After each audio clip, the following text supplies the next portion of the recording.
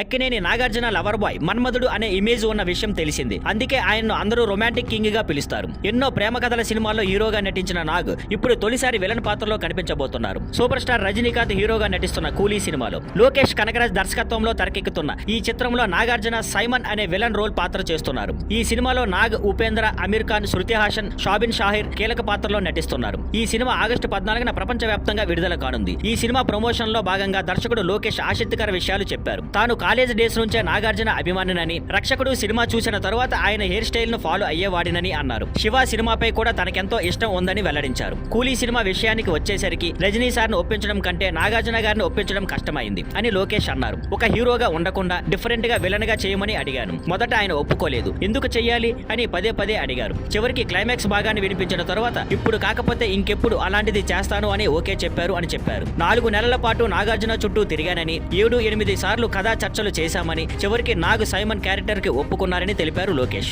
ఇప్పటికే కూలీపై భారీ అంచనాలు ఉన్నాయి. త్వరలో ట్రైలర్ విడుదల కాబోతుండటంతో ఆ అంచనాలు మరింత పెరిగే అవకాశం ఉంది. అనిరుద్ సంగీతం అందిస్తుండగా షన్ పిక్చర్స్ ఈ సినిమాను భారీ బడ్జెట్ తో నిర్మిస్తోంది. Thank you for watching. Please like, share and subscribe.